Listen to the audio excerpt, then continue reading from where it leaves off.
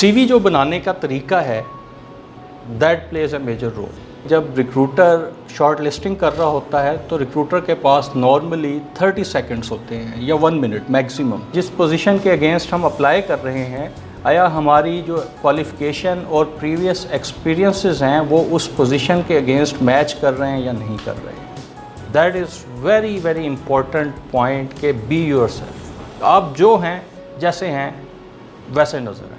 There is a difference between job and career. मैं लोगों को ये प्रेफर करता हूँ कि जो फ्रेश ग्रेजुएट्स होते हैं वो MTO कैरियर के थ्रू आए। जिस लैंग्वेज में आपसे सवाल पूछा जा रहा है कोशिश करें कि उसी लैंग्वेज में आप जवाब दें। जो इंटरव्यू होता है ना वो आप खुद ड्राइव कर रहे होते हैं और अक्सर लोगों को ये नहीं पता होता। आज का सेशन जो है that is very interesting session. Mostly individuals जो होते हैं वो कह रहे होते हैं कि जॉब्स नहीं है। अगर आप सुनेंगे हर दूसरे बंदे से मार्केट में जॉब्स नहीं है, और HR ये कह रहा होता है नॉर्मली ऑर्गेनाइजेशंस में कि HR के पास कैंडिडेट्स नहीं है। So on every position average अगर मैं अपनी बात करूं तो I get around 1600 CVs against one position. So candidates हैं मार्केट में। So now what happens is के कैंडिडेट्स की alignment with the position with the JD that has to be catered.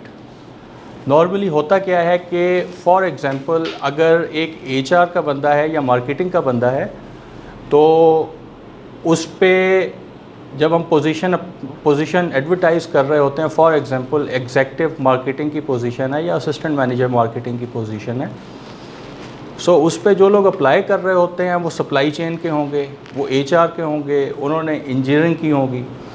सो सबसे पहले हमने देखना ये होता है कि हम फोकस्ड हैं कि नहीं हैं। जिस पोजीशन के अगेंस्ट हम अप्लाई कर रहे हैं, आया हमारी जो क्वालिफ़िकेशन और प्रीवियस एक्सपीरियंसेस हैं वो उस पोजीशन के अगेंस्ट मैच कर रहे हैं या नहीं कर रहे हैं। That is the first thing which we need to see before applying for any position. उसके बाद आ जाता है स्किल सेट्स वगैरह। नॉर्मली लोग क्या करते हैं कि लोग पोजीशन का टाइटल देखते हैं और उसके बाद अप्लाई कर देते हैं। फॉर एग्ज़ाम्पल कि एक अकाउंट्स का बंदा है, वो अकाउंट्स रिसीवेबल में है या अकाउंट्स पेएबल में है, तो उसने देखा कि असिस्टेंट मैनेजर अकाउंट्स की पोजीशन है, उसने JD नहीं देखी, उसने डायरेक्ट अप्लाई कर दिया एंड ही इज़ वेटिंग। और फिर कहते हैं कि HR जो है वो सोया रहता है और हमें कोई एप्लीकेशन का जवाब नहीं आया। सो अक्सर आप लोगों के साथ ऐसा हुआ होगा, आप लोगों ने CV ड्रॉप की होगी लेकिन आपको किसी ने कांटेक्ट ही नहीं किया होगा। तो ये मेरे ख़्याल में एक ऐसा सिनेरियो होता है कि जब रिक्रूटर शॉर्ट लिस्टिंग कर रहा होता है तो रिक्रूटर के पास नॉर्मली 30 सेकंड्स होते हैं या 1 minute maximum. To be very honest and open, it takes around 1 minute और 30 second to scan the CV। जब हम प्रोफाइलिंग करते हैं लोगों की शॉर्ट लिस्टिंग के लिए तो उसमें हम सिर्फ एक्सपीरियंसेस देख रहे होते हैं और एंड पे क्वालिफ़िकेशन देख रहे होते हैं। ये पहला इंटरेक्शन होता है इंडिविजुअल का through CV with the recruiter. अब उसमें होता क्या है कि नॉर्मली कुछ ऑर्गेनाइजेशंस ऐसी होती हैं जो कि पर्टिकुलर होती हैं टूवर्ड्स कि हमें किस किस्म का रिसोर्स चाहिए, कैंडिडेट चाहिए। फॉर एग्ज़ाम्पल कि मास्टर्स इन बिज़नेस या BBA किया हुआ हो उसने विद 2 years ऑफ एक्सपीरियंस। अब एक बंदा फ्रेश है, उसने अप्लाई कर दिया, जबकि पोजीशन की जो रिक्वायरमेंट है that is 2 years of minimum experience. तो वो अगर तो बहुत स्ट्रिक्ट क्राइटेरिया है तो वो उसमें शॉर्टलिस्ट नहीं हो पाएगा, उस पर्टिकुलर जॉब की प्रोफाइलिंग में वो बंदा नहीं आ सकेगा। अच्छा, हमने अप्लाई कर दिया जब, और हमें फॉर लेट्स सपोज कि हमें कॉल आ जाती है, so that is a big achievement. आजकल के दौर में हम कहते हैं कि जी हमें कॉल आ गई इंटरव्यू की। CV जो बनाने का तरीका है that plays a major role. आपको to bring the candidate on the other side of the table, it is very important to have a good CV. It is very simple कि आप अपनी CV को जितना सिंपल रखें और जितना उसके अंदर अपने स्किल सेट्स को, अपनी क्वालिफ़िकेशंस को, अपने एक्सपीरियंसेस को निखार सकें, निखार के लिख सकें, उस तरह लिखें। नॉर्मली देखने में आया है कि CVs जो हैं वो 3-3, 4-4, इवन 8-8 सफ़ों की भी होती है। सो आई एडवाइज़ के CV should not be more than 2 pages for somebody who has 8 to 10 years of experience. CV जो है वो बनाने के डिफरेंट तरीके होते हैं। कुछ लोग उसमें जॉब डिस्क्रिप्शंस लिख देते हैं अपनी, जो उन्होंने काम किया होता है। ये हर बंदा लिख रहा है। और एज ए रिक्रूटमेंट मैनेजर अगर मैं अपनी बात करूं तो मैं 2-3 चीज़ें देखूंगा उसमें। आइदर जो मेरी जॉब डिस्क्रिप्शंस पब्लिश्ड हुई हैं उसके अगेंस्ट उसका प्रायर एक्सपीरियंस है या नहीं है, प्रीवियस एक्सपीरियंस। नंबर 2, अगर कुछ लोग, मैं अगर अपनी बात करूं तो मेरी CV में मेरी जॉब डिस्क्रिप्शंस नहीं हैं, पुरानी एक भी जॉब डिस्क्रिप्शन नहीं है। मेरा जो इस वक्त ऑर्गेनाइजेशन है that is 10th in my experience, और मेरी CV 2 पेजेस की है और मेरे हर एक्सपीरियंस के अगेंस्ट 1 या 2 लाइनें लिखी हुई हैं। That is it, not more than that. It is more appropriate to write your achievements in the CVs, the targets you have achieved, the goals you have accomplished over the years.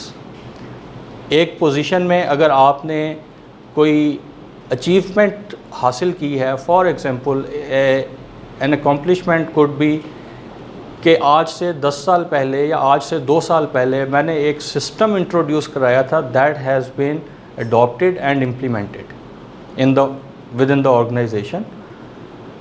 That is your accomplishment. That could be a proud thing for you as well.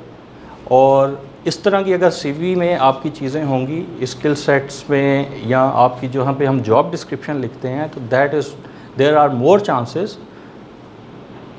As compare to another candidate for you to get on the other side of the table for the interview. So once you are there for the interview, तो HR क्या देख रहा होता है, आज का session इस चीज़ पे है, लेकिन हम 2 चीज़ों पे बात करेंगे। अगर तो आप HR डिपार्टमेंट में जॉब के लिए जा रहे हैं तो आपका लेवल 1 और लेवल 2 इंटरव्यू हो रहा होता है। Level 1 with be your supervisor, level 2 with be the head of HR, और उसके बाद आपको ऑफ़र आ रही होती है। अगर आप किसी और डिपार्टमेंट में जा रहे हैं, उसमें हायरिंग मैनेजर्स इन्वॉल्व होते हैं। वो लोग होते हैं जो उस डिपार्टमेंट के लाइन मैनेजर्स होते हैं। फॉर एग्जांपल मार्केटिंग है, सोशल मीडिया मैनेजर की एक पोजीशन है, उसके लिए मार्केटिंग का बंदा, HR तो आपका इंटरव्यू करेगा ही, लेकिन आपका जो लाइन मैनेजर या लाइन सुपरवाइज़र होगा वो भी इंटरव्यू कर रहा होगा आपका। So that is very important कि आप लोगों को उस ऑर्गेनाइजेशन के बारे में सबसे पहले तो पता हो कि हम किस ऑर्गेनाइजेशन में जा रहे हैं। सो जब हमें कोई भी कॉल रिसीव होती है, the first thing you would do is to go on the website on that particular company, और उसमें आप अबाउट अस में चले जाएं। अबाउट अस का एक सेक्शन होता है हर कंपनी की वेबसाइट पे। So it provides you an information जिसमें आपको उस कंपनी के बारे में पता लगता है, उसके मिशन और विज़न के बारे में पता लगता है। I worked with many CEOs जो कि, और हर CEO का एक ही आप कह लें पैटर्न ऑफ वर्क होता है। They are very focused on their mission and vision statement. So जब आप उस ऑर्गेनाइजेशन में जा रहे हैं तो ऑब्वियसली आपका जो वैल्यूज़ हैं, आपकी जो वैल्यूज़ हैं वो, और आपका जो विज़न है, it should be aligned with the organisation. सबसे पहले तो एक मेन चीज़ जिस पे हम बात करेंगे कि फर्स्ट इम्प्रेशन काउंट्स। कोई भी कह ले कि अक्सर आपने देखा होगा कि आपसे ज़्यादा CGPA वाले लोग रह जाते हैं और एवरेज CGPA वाला बंदा जो है वो हायर हो जाता है। सो उसमें क्या होता है कि उनका जो फोकस्ड होता है टुवर्ड्स द जॉब या टुवर्ड्स द JD, वो बहुत क्लियर होता है। उनके पास क्लैरिटी होती है कि हाँ मैं इस काम के लिए जा रहा हूँ, और उनसे जब पूछा जाता है, कोई भी सवाल पूछा जाता है, तो उसमें वो सिर्फ उससे रिलेटेड ही जवाब देते हैं। So the focus on creating positive first impression is very important, कि जब आप once you are there for the interview, the skill sets qualities you have that are must for the role. जैसे मैंने पहले बात की कि अगर आप जॉब अप्लाई कर रहे हैं, सबसे पहले आप ऑर्गेनाइजेशंस को एक लिस्ट डाउन करें कि मैं इस जगह पे जॉब अप्लाई करना चाह रहा हूँ।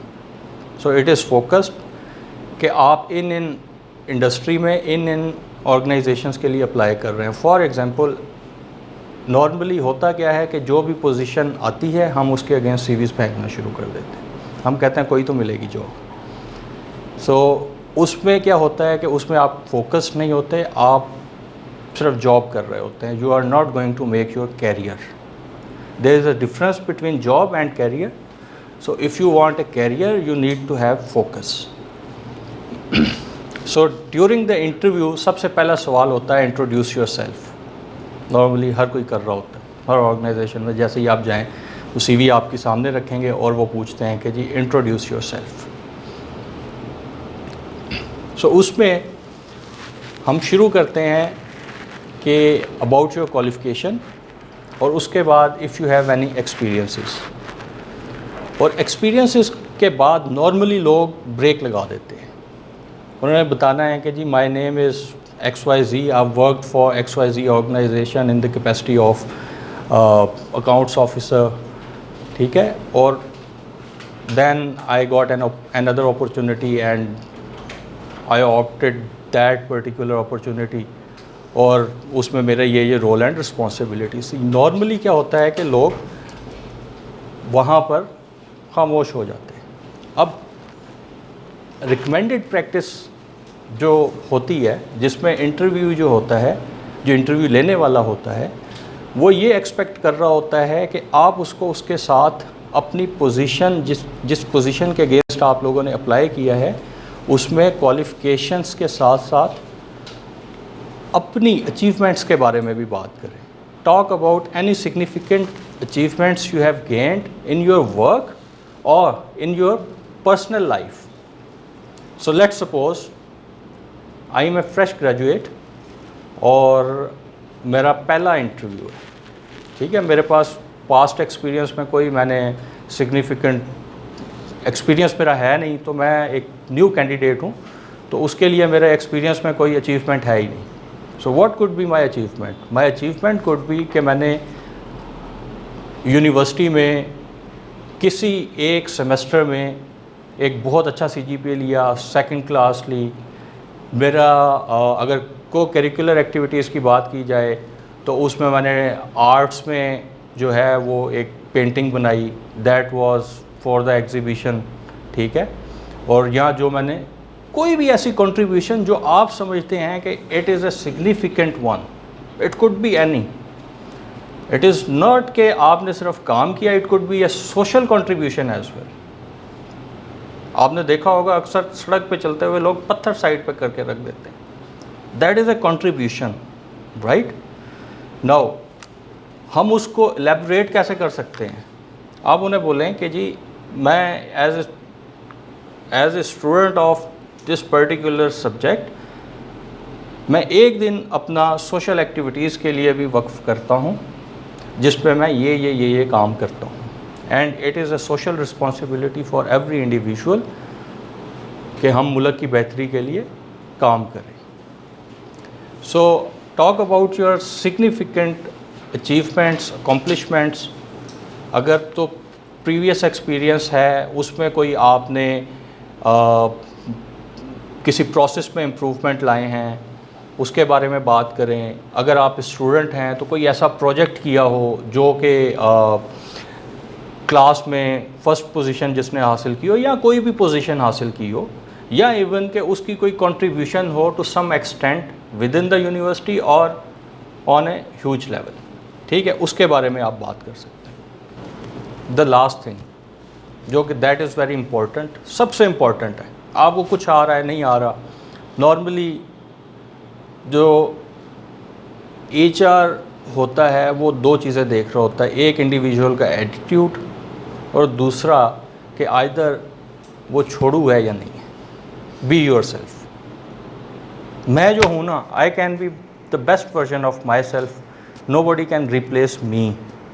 ठीक है, मैं आपकी जगह नहीं ले सकता, आप मेरी जगह नहीं ले सकते। So the role you can play for yourself वो कोई भी और नहीं कर सकता।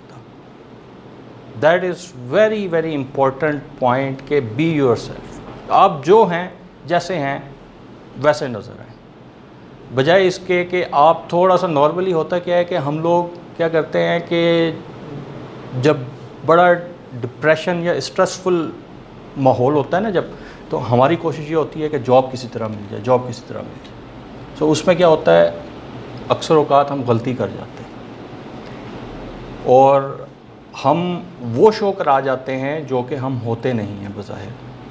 सो इट इज़ वेरी इम्पॉर्टेंट कि हम सिर्फ वो बात करें जो हमसे मुंसलिक है, जो हमारी पर्सनैलिटी में एट्रीब्यूट्स हैं, हम उस पे फोकस्ड रहें।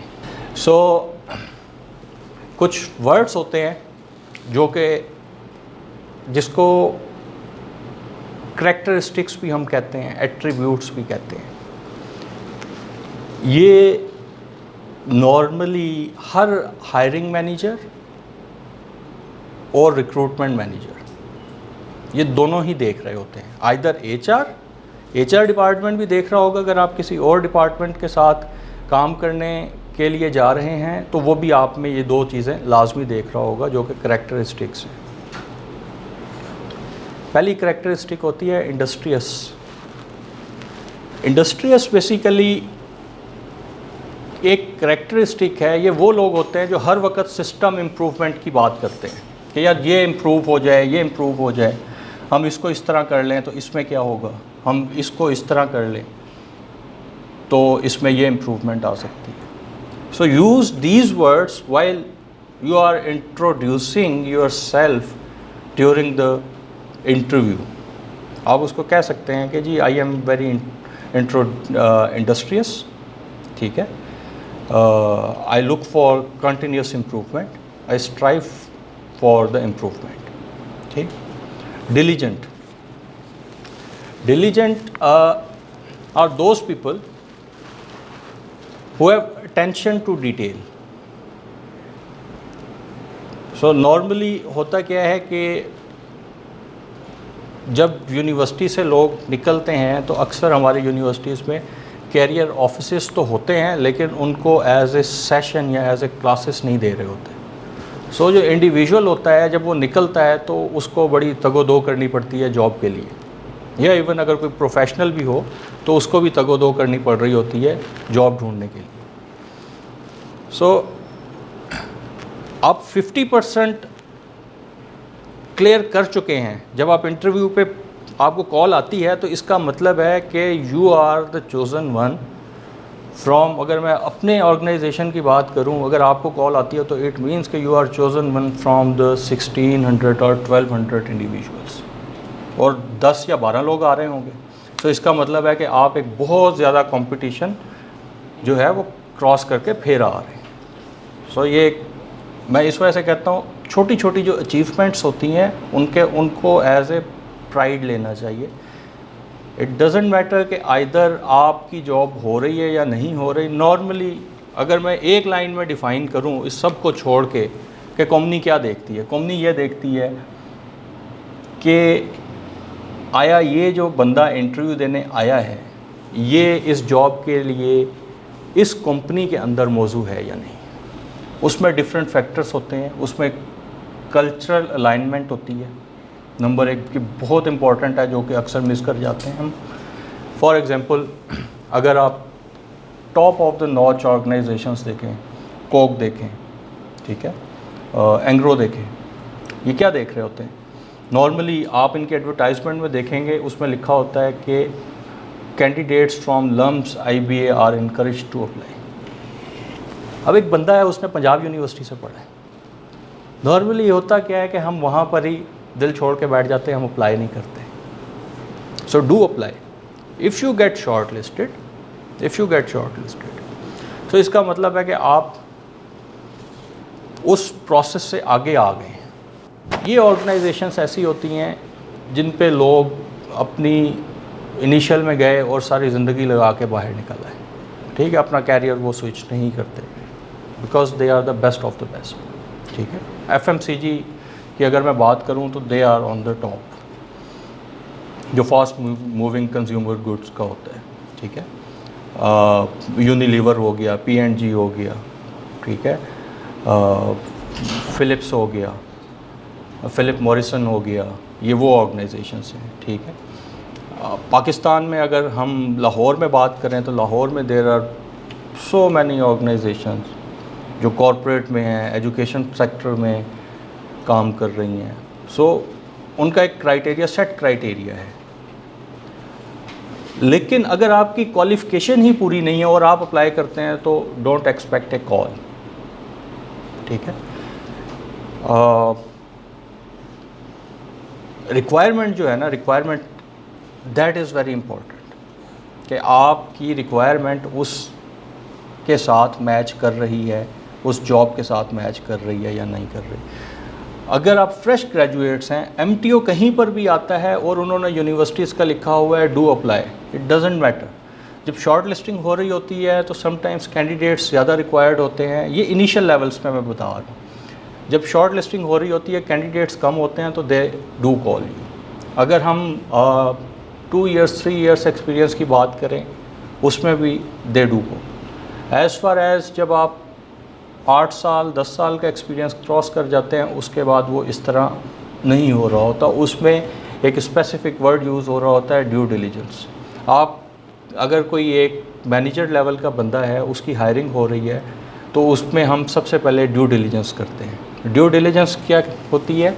ड्यू डिलिजेंस में मैं हो सकता है कि उसकी सोशल मीडिया चेक करूं, उसके इधर उधर से नाउ हाउ लूँगा कि ये किस किस्म का इंडिविजुअल है।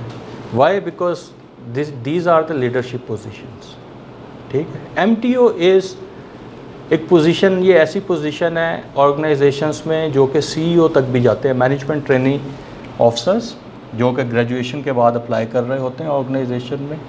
मैं लोगों को ये प्रेफर करता हूँ कि जो फ्रेश ग्रेजुएट्स होते हैं वो MTO कैरियर के थ्रू आएँ।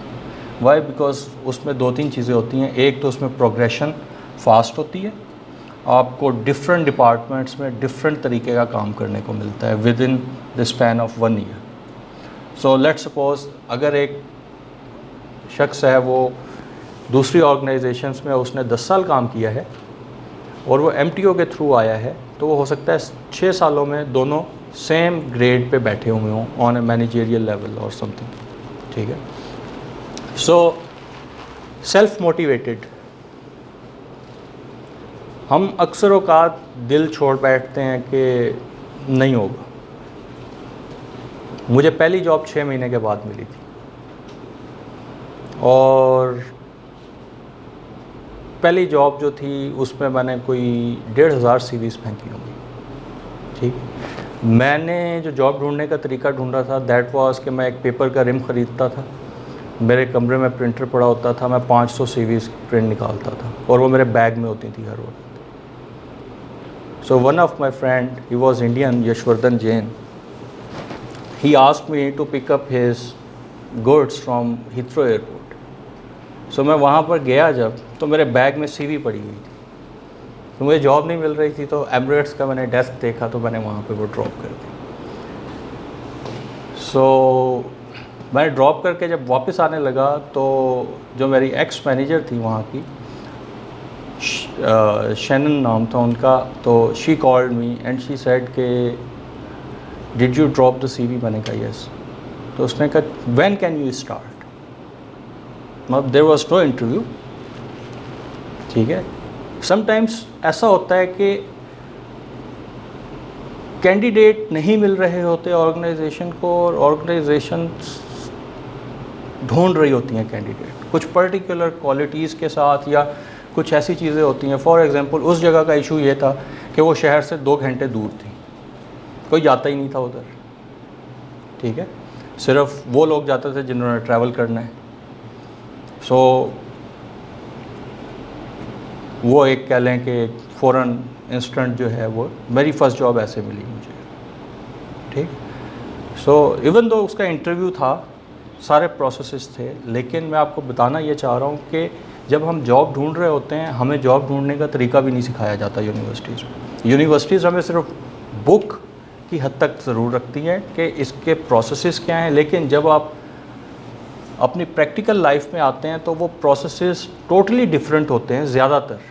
फॉर एग्ज़ाम्पल अगर मैं रिक्रूटमेंट की बात करूँ तो हम रिक्रूटमेंट ऑर्गेनोग्राम से शुरू करते हैं कि जी ये पोजीशन रिक्वायर्ड है, उसके अगेंस्ट रिक्वेजिशन आती है, फिर हम जॉब एडवर्टाइज़ करते हैं। लेकिन रिक्रूटमेंट जो इनिशली बुक जो कहती है वो कहती है लेबर कॉस्ट एनालिसिस से शुरू होती है, फिर इन्वायरमेंटल स्कैन होता है, और ये 6-7 नंबर पे ये फ़ेज़ आते हैं जहाँ से पाकिस्तान में हम रिक्रूटमेंट शुरू कर रहे होते हैं। सो कहने का मकसद ये है कि बुक जो है वो आपको नॉलेज तो दे रहा होता है लेकिन प्रैक्टिकल नॉलेज नहीं दे रहा होता।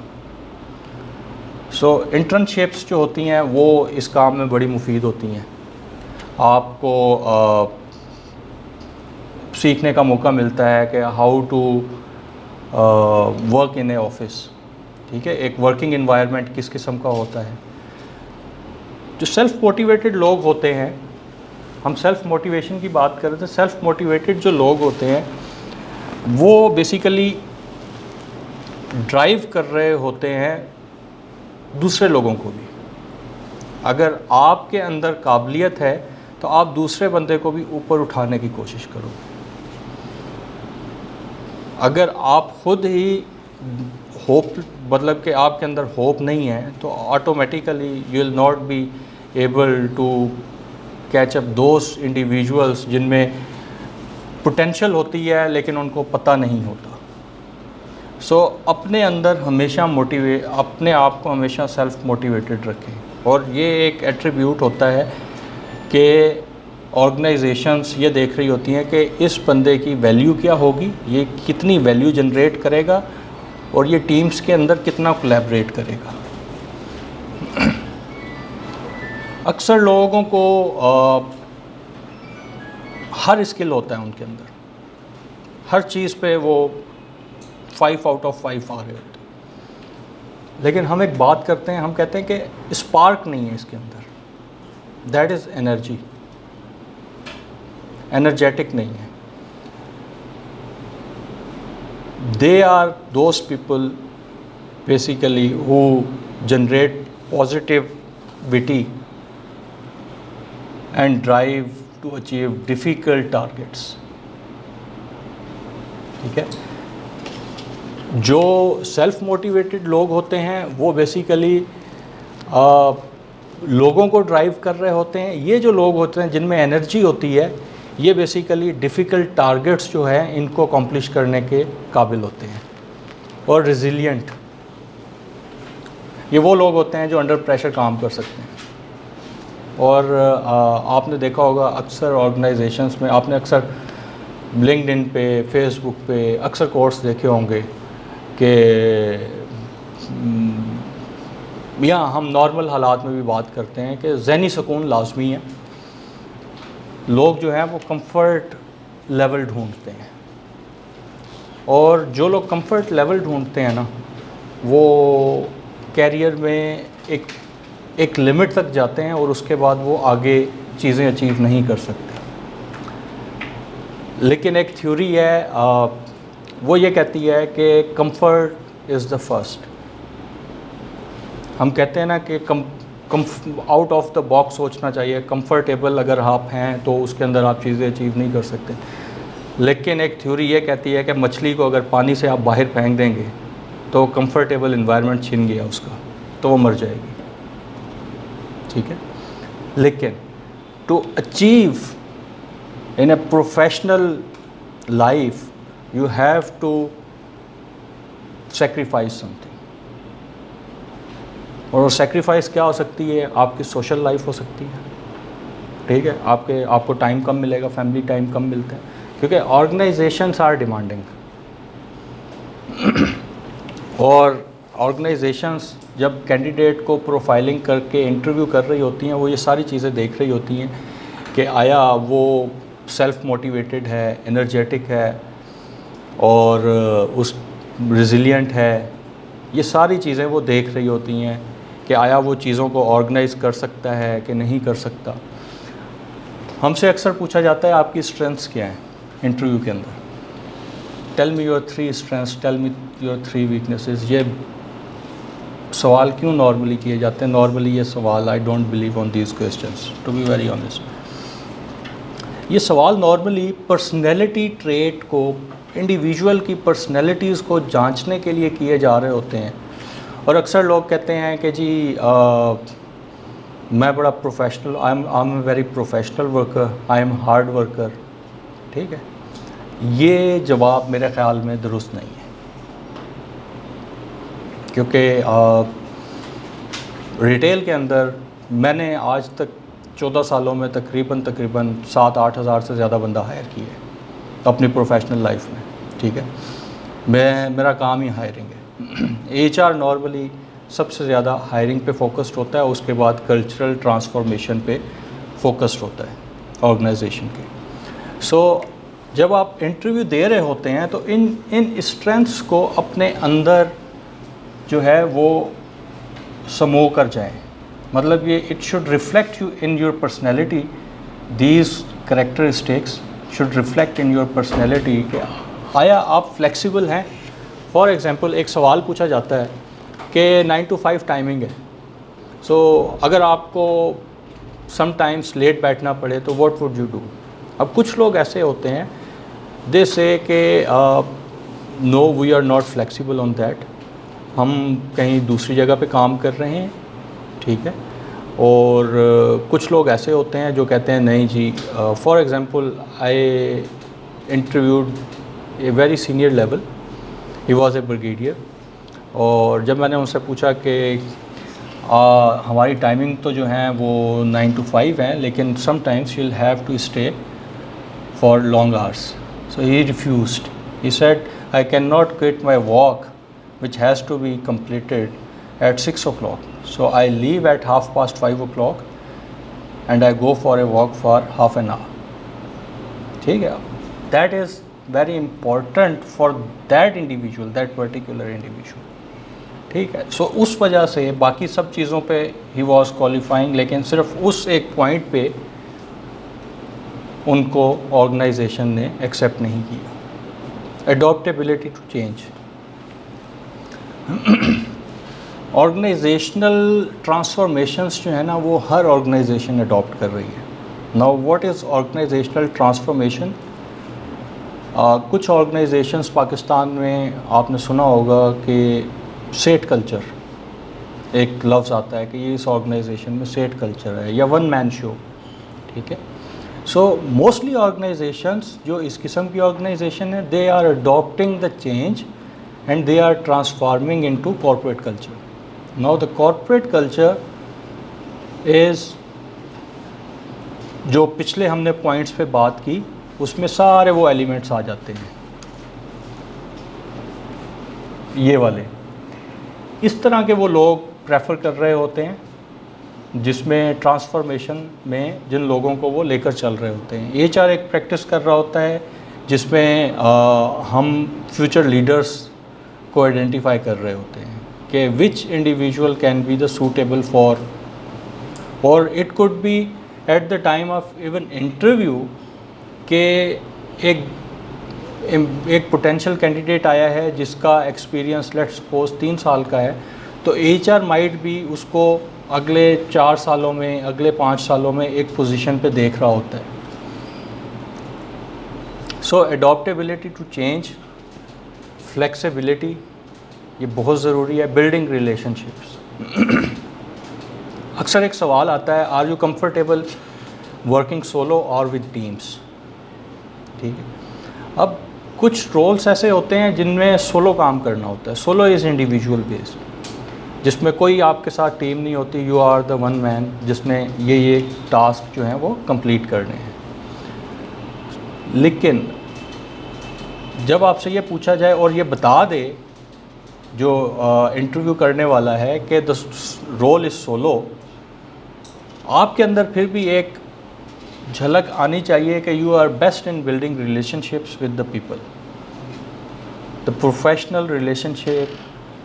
हम अक्सर professional relationships ends very good कि हम ऑर्गेनाइजेशन छोड़ देते हैं लेकिन लोगों से हम फिर भी मिलते रहते हैं। सो मैं उसकी मिसाल ऐसे देता हूँ कि मेरे एक असिस्टेंट हैं, उनसे मैं 10 साल पहले मिला था एक ऑर्गेनाइजेशन में और वो बिल्कुल कहते हैं ना कि फ्रेश ग्रेजुएट निकल के आया होता है, वो थे और वो मेरे साथ 3 डिफरेंट ऑर्गेनाइजेशंस में रहे। So building relationships could give you some kind of, आप कह लें कि बेनिफिट एज वेल, ठीक है। लोगों के साथ ताल्लुक़ अच्छा रखें, अपना ऑर्गेनाइजेशंस में प्रोफेशनल ताल्लुक़ एक होना चाहिए। और जहाँ पर आपका प्रोफेशनल ताल्लुक़ नहीं डेवलप हो पाता, जब हम बात करते हैं ना कि इस ऑर्गेनाइजेशन में पॉलिटिक्स है, इस ऑर्गेनाइजेशन में लोग एक दूसरे की पीठ के पीछे बातें करते हैं, वो कब होता है?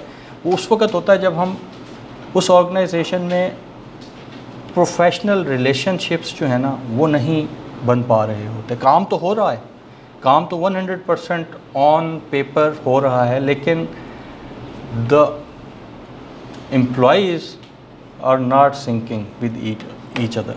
सो आपके अंदर अगर ये क्वालिटी होगी तो रिक्रूटर ऑटोमेटिकली भाग कर आपको उठाएगा। फिर वर्किंग वेल अंडर प्रेशर। सो जब हमसे पूछा जाता है कि टेल मी योर 3 क्वालिटीज़, ठीक है, सो उनमें हम ये वर्ड्स यूज़ कर सकते हैं, इसमें 10 लिखी हुई, ठीक है। The last one is the principle of management. अगर आप में कोई BBA का स्टूडेंट रहा हो तो the last one is very important, इसके ऊपर सारी मैनेजमेंट बेस कर रही होती है। द MBA BBA ये स्टार्ट होता है यहाँ से, ऑर्गेनाइजिंग, प्लानिंग एंड प्रायोरिटाइजिंग, ठीक। सो ये बहुत ज़रूरी है कि कौन सा काम मैंने कब करना है, प्लानिंग बहुत ज़रूरी होती है। और एक ऑर्गेनाइज्ड इंडिविजुअल जो है वो कम्पेटिटिव होता है एक ऐसे शख्स का जो कह लें कि आपसे क्वालिफ़िकेशन में अच्छा है, ठीक है, उसके अंदर दूसरी क्वालिटीज़ हैं लेकिन आपके अंदर ये एडिड एडवांटेजेस हैं। सो ये बेनिफिट्स जो हैं आपको लॉन्ग टर्म काम में आते हैं। Interpreting data and information. अब आप किसी भी जॉब में चले जाएं, किसी भी जॉब में चले जाएं, IT सेक्टर चले जाएं, आप बैंकिंग सेक्टर चले जाएं, एजुकेशन चले जाएं, आप किसी भी, इवन आप टेली कम्युनिकेशन, आप सोशल मीडिया में चले जाएं, डाटा हर जगह होता है। You have to deal with the data. Every individual जो भी जॉब कर रहा है उसको किसी ना किसी तरह के डाटा के साथ काम करना है, ठीक है। और डाटा को हम ऐसे डिफ़ाइन करते हैं कि अगर ये कुर्सियां हैं, फॉर एग्ज़ाम्पल ये चेयर्स पड़ी हैं, इस रूम में कोई 40 या 50 चेयर्स पड़ी हैं, ये ऑर्गेनाइज्ड हैं इस वक्त, ठीक है। अगर ये एक कोने में पड़ी होंगी तो ये data has to be organised. So data की जो ऑर्गेनाइजेशन है दैट इज़ वेरी इम्पॉर्टेंट, और वो हर इंडिविजुअल को थोड़ी बहुत, it is a common sense, ठीक है, और ये हर इंडिविजुअल को आती है। जैसे हम काउंटिंग सीख रहे होते हैं in the initial phase of our life in early years. So ये बेसिकली एक डाटा की transformation, data interpretation, data information यहाँ से शुरू होती है, छोटी एज से शुरू हो जाती है। ये हर बंदे के अंदर होती है, लेकिन you have to work on these skills के आपके अंदर ये क्वालिटीज़ हैं। ये हर इंडिविजुअल के अंदर क्वालिटीज़ होती हैं। ट्रस्ट वर्दीनेस, आप पे कोई यकीन करे ना करे, आपके घर वाले यकीन कर रहे होते हैं, राइट। कोई ना कोई शख्स ऐसा ज़रूर होगा जिसको आप पे यकीन होता है, कहते हैं ना अंधा यकीन है मुझे, ठीक है। सो अपने अंदर ये चीज़ लाएं कि लोगों पे, लोग जो कह रहे हैं वो सच कह रहे हैं। डाउटफुल ना हो ज़्यादा। जो बंदा डाउटफुल होता है, देखें मैं अक्सर लोगों को कहता होता हूँ, मैं कहता हूँ कि यार जॉब्स जो है ना वो सारी दुनिया कर रही है। आप बहुत कम लोग ऐसे देखेंगे आप जो एक ऑर्गेनाइजेशन में, जिन्होंने डिफरेंट ऑर्गेनाइजेशन में छोटे लेवल से स्टार्ट किया और उसके बाद देखते देखते वो बहुत ऊपर की पोजीशंस पे चले गए। ठीक है, फॉर एग्जांपल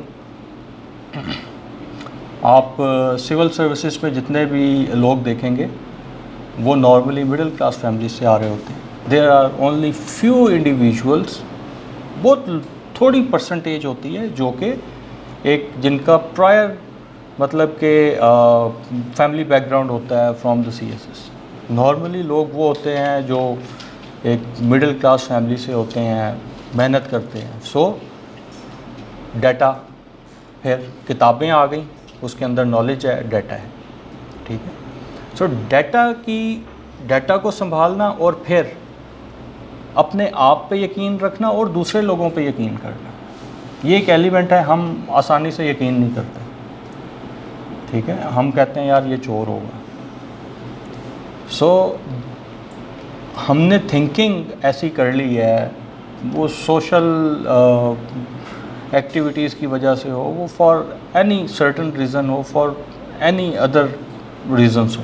ठीक है, मतलब पॉलिटिकल रीज़न्स हो सकते हैं, आपके जियोग्राफिकल रीज़न्स हो सकते हैं कि लोग ही इस किस्म के आबाद हैं इस सोसाइटी में कि वो इस किस्म की बातें करते हैं। सो आपका एक मेंटल बन जाता है कि आप आसानी से यकीन नहीं करते लोगों पे। लेकिन जब आप लोगों पे यकीन करने का एक एलिमेंट रखते हैं तो वो एक कहावत है कि जैसा गुमान करोगे वैसा ही होगा।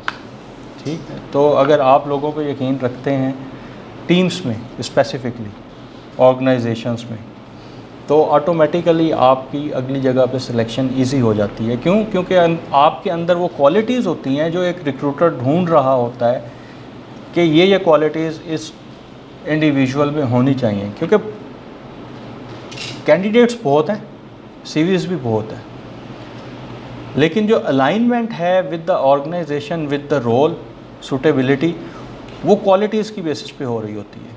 अगर आप किसी भी ऑर्गेनाइजेशन का असेसमेंट फॉर्म भी देखेंगे ना, जिस पे इंटरव्यू फॉर्म फिल कर रहा होता है, उसमें ज़्यादातर इसी किस्म के पैरामीटर्स होते हैं।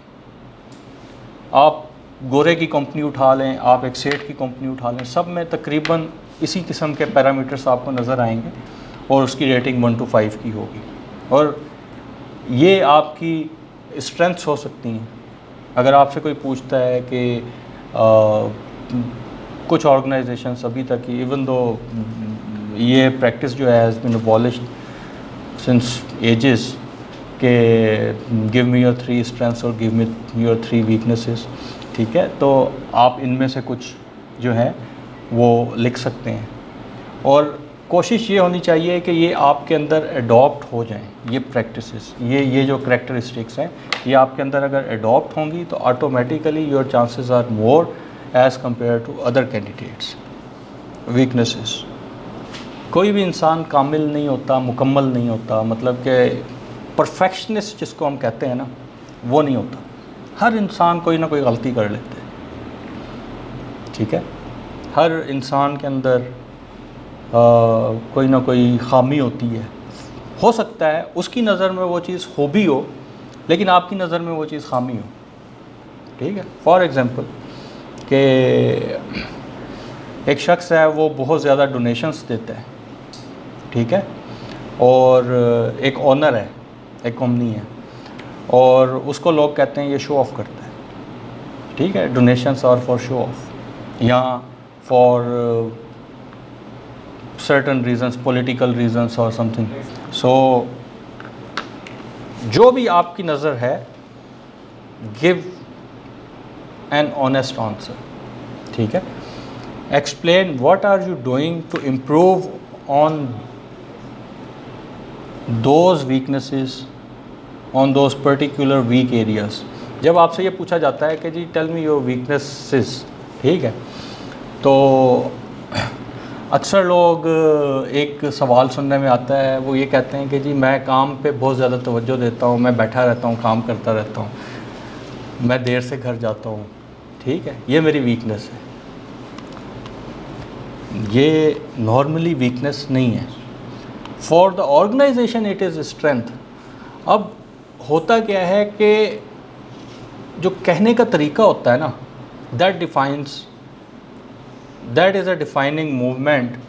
जो HR वाला होता है ना, वो जो सिर्फ रिक्रूटर होता है, रिक्रूटमेंट कर रहा होता है। HR में डिफरेंट सेगमेंट्स होते हैं ना, रिक्रूटमेंट हो गया, कंपनसेशन हो गया, रिकॉर्ड हो गया, appraisal management, training and development.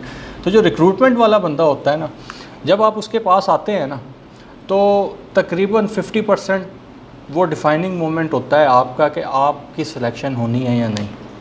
50% idea हो जाता है उस वक्त, और 40% जब आप बोलना शुरू करते हैं तब हो जाता है। जितना 10% जो रह रहा होता है, that is on your part normally. वो कैसे? वो ऐसे कि फॉर एग्ज़ाम्पल 90% आप मेरे पास से सिलेक्ट हो गए, मैंने आपको ऑफ़र दे दी, ठीक है, रिक्रूटमेंट प्रोसेस चल रहा है, मैंने आपको ऑफ़र दे दी, और आप कहते हैं नहीं जी, मैं तो इतनी सैलरी से कम पे आऊँगा नहीं। सो 10% वो मार्जिन होता है, ठीक है। सो अगर आपसे वीकनेसेस के बारे में पूछा जाए तो आप ये डिफ़ाइन कर सकते हैं, I find it difficult to ask other people for help, ठीक है। I am not very good at giving people feedback. अगर मिसाल के तौर पे कोई टास्क वगैरह हुआ है, कोई एक आप अगर फ्रेश स्टूडेंट हैं, ग्रेजुएट हैं, कोई प्रोजेक्ट किया है, कोई टीम ने कोई एक मिल के काम किया है, तो नॉर्मली आपने देखा होगा जब काम ख़त्म होता है उसके बाद लोग फीडबैक नहीं ले रहे होते कि अच्छा यार तुम्हारी कंट्रीब्यूशन ये थी, तुमने इसको किस तरह किया, तुमने इसको किस तरह किया। नॉर्मली प्रोसेस में पता होता है सबको, हमें सबको पता होता है कि अच्छा अब ये स्टेप लिया गया, ये स्टेप हुआ, ये स्टेप हुआ, लेकिन उस स्टेप में क्या मुश्किलात फेस हुई उसके बारे में नहीं बात हो रही होती, और उसको अचीव करने के बाद फीडबैक पे बात नहीं हो रही होती। सबमिट हो गया, नंबर्स आ गए हमारे असाइनमेंट के, अब उसके बाद हमने बात नहीं करनी कि ये नंबर कम क्यों आए हैं, इस पे बात नहीं हो रही होगी। कहेंगे बस ठीक है, जितने आ गए एक्सपेक्टेशंस के मुताबिक आ गए, हम उसको इम्प्रूवमेंट की बात नहीं कर रहे होते। अगर हम इसको इस तरह कर लेते तो शायद हमारे ज़्यादा नंबर आ जाते, इसको हम कर लेते तो इम्प्रूवमेंट की बात नहीं कर रहे होते हैं। सो फीडबैक से रिलेटिव ये है। फिर आई am not very good eight presenting the larger groups of people. अब कुछ लोग जो है ना वो शाय पर्सनैलिटीज़ होती हैं, और फॉर एग्ज़ाम्पल जब मैंने जॉब शुरू की थी आई वॉज़ वेरी कन्फ्यूज कि अगर 4 बंदे बैठे होते थे मैं घबरा जाता था, ठीक है। तो मैं एक इवेंट था, उसमें किसी का फ़ोन गिर गया, वो अफ्तारी का इवेंट था, तो उसमें कोई 1000 बंदा बैठा हुआ था, तो I was the host HR की तरफ से। तो मैंने डाइस पे जाके कहा, मैंने कहा जिसका फ़ोन गिरा है वो पासवर्ड बता के तो मुझ पर ले ले, लेकिन शर्त ये है कि वो मुझे अगले दिन की अफ्तारी भी देगा, ठीक है। सो वो मुझे किसी ने कहा था कि ये लाजमी कहना है अफ्तारी का, ठीक है। लेकिन जब आप एक लार्जर ग्रुप के साथ ज़रा कंफर्टेबल होकर बात करते हैं तो ऑटोमेटिकली आपके अंदर कॉन्फिडेंस पैदा होता है। जब आप लोगों के साथ 2 या 4 लोगों के साथ, हम दोस्तों में बैठ रहे होते हैं, आपने देखा दोस्तों के साथ लोग सबसे ज़्यादा कंफर्टेबल होते हैं। जो बिल्कुल एक नया चेहरा होता है उसके साथ अक्सर कंफ्यूज हो जाते हैं लोग। इंटरव्यू में अक्सर लोग जो है वो हकलाहट शुरू हो जाती है, जैसे यूँ लगता है कि गला सूख गया है, ठीक है। सो अगर आपको ये फील हो कि थोड़ा सा डर है, देखें मैक्स क्या होगा, मैक्सिमम ये होगा कि यार आपको जॉब नहीं मिलेगी, दैट इज़ इट। इससे ज़्यादा वो जेल नहीं भेजने वाला हो, ठीक है ना। मैक्सिमम ये होगा कि वो कहेगा अच्छा जी आपको कुछ नहीं आता, बहुत अगर बहुत रिजिड हुआ, मैं बता रहा हूँ बहुत रिजिड हुआ, वो कहेगा आपको कुछ नहीं आता, सॉरी वो फिर भी करेगा, एक्सक्यूज़ वो फिर भी करेगा, ठीक है। सो घबराने की ज़रूरत नहीं होती। जब आप जॉब के लिए जा रहे होते हैं आधे से ज़्यादा लोग कॉन्फिडेंस लूज़ करते हैं और इस वजह से रह जाते हैं। मतलब अगर मैं 10 बंदों को इंटरव्यू कर रहा हूँ, उनमें से मेरे ख़्याल में 2 या 3 लोग जो हैं, फॉर एग्ज़ाम्पल मैं आपको अभी की मिसाल देता हूँ कि I was looking for A level teachers, ठीक है। अब A level is a bit different than intermediate, ठीक है। चूँकि कैम्ब्रिज आ जाता है तो कैम्ब्रिज में काफ़ी एक्सटेंसिव यूज़ ऑफ इंग्लिश होता है। अब English literature, masters in English literature के जो लोग होते हैं, ये उनका कोर एरिया है। जैसे अगर मैं अपनी बात करूं तो मेरा कोर है, आपका कोर एरिया वो होगा जिसमें आप लोगों की रेलेवेंट डिग्रीज़ हैं या रेलेवेंट एक्सपीरियंसेस हैं। दो तरह की चीज़ें हो सकती हैं। एक बंदा है फॉर एग्जांपल उसने MBA फाइनेंस किया और वो HR की जॉब में लग गया या एडमिनिस्ट्रेशन की जॉब में लग गया। एक बंदा है जिसने BA इकोनॉमिक्स किया लेकिन वो किसी और ऑपरेशंस की जॉब में लग गया। अब वो एडमिनिस्ट्रेशन की जॉब है जो एक MBA BBA वाला कर रहा होता है लेकिन एक इकोनॉमिस्ट कर रहा है, ठीक है। क्यों? क्योंकि उसके अंदर कॉन्फिडेंस है। सो कॉन्फिडेंस जो है वो 50% रोल प्ले कर रहा होता है। सो आधे से ज़्यादा कैंडिडेट्स जो थे, जब हम उनसे इंग्लिश में सवाल पूछते थे तो वो उर्दू में जवाब देते थे। जिस लैंग्वेज में आपसे सवाल पूछा जा रहा है कोशिश करें कि उसी लैंग्वेज में आप जवाब दें। अगर जो इंटरव्यू होता है ना वो आप खुद ड्राइव कर रहे होते हैं और अक्सर लोगों को यह नहीं पता होता। वो इस तरह के जो इंटरव्यू लेने वाला है ना उसके पास सिर्फ एक ही सवाल है, टेल मी अबाउट योरसेल्फ। आप उसको जो जो कुछ बताएंगे वो उन्हीं सवालों से उसके जवाब आपके जवाबों से ही फर्दर सवाल निकाल रहा होगा, ठीक है।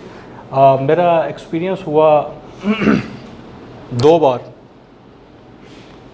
एक बार फेडरल सर्विस कमीशन का देने का और एक बार आर्मी के कमीशन का देने का इंटरव्यूज़। तो जो सवाल था टेल मी अबाउट योरसेल्फ, सो उसमें मैंने सिर्फ उनको इतना बताया जो मेरी क्वालिफ़िकेशन है और एक्सपीरियंस है। मैंने अपने रोल एंड रिस्पॉन्सिबिलिटीज़ के बारे में नहीं बताया। वाई? बिकॉज़ आप जितना उसको इन्फॉर्मेशन दे रहे हैं वो उसी के अंदर से फर्दर फिल्टर्ड इन्फॉर्मेशन करके आपसे सवाल पूछ रहा है। सो अगर आप एक लिमिटेड इन्फॉर्मेशन दे रहे हैं तो वो आपसे जानकारी लेने के लिए फ़र्दर सवाल करेगा। अगर आप एक बार ही ब्रीफ इन्फॉर्मेशन दे देते हैं तो फिर वो फर्दर आपकी पर्सनैलिटी के अंदर जाने की कोशिश करेगा, आपसे डिफरेंट तरह के। अगर आपने देखा होगा अक्सर जगहों पे सवाल हो रहे होते हैं कि अपनी फैमिली के बारे में बताएं, और अक्सर जगहों पे ये सवाल नहीं पूछा जा रहा होता।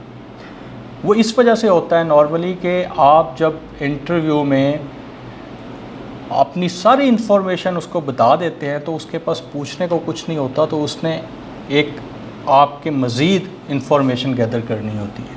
कुछ ऑर्गेनाइजेशंस में सेट क्राइटेरिया होता है कि जी बैकग्राउंड वेरिफिकेशंस का। सो वो ये जानना चाह रहे होते हैं कि आया आपका बैकग्राउंड वेरीफाइबल होगा या नहीं होगा। सो इस वजह से ये नॉर्मली ये सवाल बहुत कम पूछा जा रहा होता है। अगर हम आगे बात करें तो why do you want to work here, या सवाल पूछा जाता है why Jazz, why this sector, why you think you are a perfect match for this role. इस तरह के सवाल आ रहे होते हैं। अब हर कोई तकरीबन सेम जवाब दे रहा होता है कि जी मेरा my previous experience matches with this job role, ठीक है, जॉब रिस्पॉन्सिबिलिटीज़। सो नॉर्मली जो ऑर्गेनाइजेशंस होती हैं या HRs होते हैं वो ये सवाल क्यों पूछ रहे होते हैं? वो ये सवाल इस वजह से पूछ रहे होते हैं, वो ये जानना चाह रहे होते हैं कि आप कंपनी के बारे में पढ़ के आए हैं कि नहीं। जो मैंने पहले बात की थी वाई अबाउट अस के बारे में, कि कंपनी के पेज पे अगर आप जाते हैं तो अबाउट अस का सेक्शन होता है, वो आप लास्ट में पढ़ें। सो ऑर्गेनाइजेशंस नॉर्मली ये जानना चाह रही होती हैं कि आया आप ऑर्गेनाइजेशन में, जिस ऑर्गेनाइजेशन में जॉब के लिए आए हैं, उस ऑर्गेनाइजेशन के बारे में जानते हैं या नहीं जानते। और जब आप पढ़ के गए होते हैं ना तो HR को आप एक ये व्यू दे रहे होते हैं कि यार ये बंदा सिर्फ सैलरी लेने के लिए नहीं है, ये यहाँ पे एक लॉन्गर पीरियड के लिए है। अगर 2 कैंडिडेट्स में से मैं एनालाइज करूँगा कि एक बंदा जो है वो 8 महीने जॉब करेगा और एक बंदा 2 साल जॉब करेगा मेरे पास टिक कर, तो आई वुड प्रेफर 2 ईयर्स वाला candidate as compare to 6 months वाला कैंडिडेट। वाई? बिकॉज उसमें मेरी कॉस्टिंग जो एक्सपेंस है एडवर्टाइजमेंट का, वो मेरा FTE full time engagement hour, जो मेरा टाइम कंज्यूम हो रहा है फॉर द इंटरव्यू, वो, और जो दूसरे लोगों का टाइम कंज्यूम हो रहा है फॉर द इंटरव्यू, वो एक तो मिनिमाइज़ हो जाएगा, वो दोबारा यूटिलाइज 2 सालों के बाद होगा। अदरवाइज़ अगर मैं 6 महीने वाला रखता हूँ तो मुझे 6 मंथ्स के बाद वो यूटिलाइज। सो ऑलवेज, कभी भी, इवन दो आप रिकमेंडेड इज़ 3 ईयर्स मिनिमम, लेकिन अगर आप कहते हैं कि जी मैंने 6 महीने साल के बाद ऑर्गेनाइजेशन चेंज करनी है, it is not appropriate to tell them कि जी मैं साल के बाद मैं दोबारा देखूंगा। और इसी वजह से ऑर्गेनाइजेशंस में एक सवाल पूछा जा रहा होता है कि where do you see yourself in 5 years. So उसका जो बेस्ट आंसर होता है वो ये होता है कि I see myself within your organisation with much more responsibilities। ठीक, सिंपल। नॉर्मली लोग क्या कहते हैं, लोग कहते हैं जी मैं हेड ऑफ डिपार्टमेंट बना हुआ हूँगा, मैं डायरेक्टर बना हुआ हूँगा। ठीक है, तो हो सकता है कि जो अगला बंदा है, जो इंटरव्यू लेने वाला है, वो थ्रेटेंड फील करे आपसे। फॉर एग्जांपल एक मैनेजर लेवल का बंदा है, जो काबिल लोग होते हैं ना, वो काबिल लोगों को आगे लेकर आते हैं। जो निकम्मे लोग होते हैं ना, वो काबिल लोगों को आगे नहीं आने देते। ठीक है, वो अक्सर उस फेज़ में से आपको आउट कर देते हैं। हो सकता है कि उसको लगे, उस बंदे को लगे कल को ये मेरी पोजीशन ले सकता है। सो वो थ्रेटेंड फील करे और इस वजह से आपको ना रखे। और ये ऐसा होता है, ऐसा बहुत जगहों पर होता है। फिर उसके अलावा जब ये सवाल पूछा जाता है कि why do you want to work here, तो एम्प्लॉयर बेसिकली ये जानना चाह रहा होता है कि आप, जो मैंने पहले करैक्टरिस्टिक्स बोली, कि आप इस ऑर्गेनाइजेशन के विज़न के साथ अलाइंड हैं या नहीं। मैं आपको अपने एक इंटरव्यू का कोट करता हूँ कि मेरी आदत है मैं 2 सालों के बाद जॉब स्विच कर लेता था। सो मुझे एक इंटरव्यू में पूछा गया कि आपकी कैरियर स्टेबिलिटी नहीं है, तो आप 2 साल बाद फिर हमें भी छोड़ जाएंगे, तो हम क्यों रखें आपको। बिकॉज जब आपको एक एम्प्लॉयर इंडक्ट कर रहा होता है तो उसकी इन्वेस्टमेंट लग रही होती है। Investment not in terms of monetary time. आप उस ऑर्गेनाइजेशन में जाते हैं, आप वहाँ का तरीक़ाकार देखते हैं, कल्चर देखते हैं। ठीक है, आप वहाँ के लोगों के साथ जब घुल मिल जाते हैं, टाइम आता है आप भाग जाते हैं। ठीक है, सो उसका इस तरह की सिचुएशंस में द बेस्ट आंसर इज़ कि I am unable to find an stable organisation where I can see my career. ठीक है, for the next 5 to 10 years. ठीक, तो आप उसको एक टाइम लाइन डिफ़ाइन कर देते हैं। अगर आप 2 साल वाले भगोड़े हैं या जल्दी जल्दी जॉब स्विच करते हैं, तो आप उसमें टाइम लाइन डिफ़ाइन करते हैं कि मैं 5 से 10 साल अगले इंटरेस्टेड हूँ यहाँ पर गुजारने की। सो एक आपका एम्बिशन नज़र आता है उसमें कि आप कैरियर को अपने को आगे लेकर जाना चाहते हैं with in this organisation.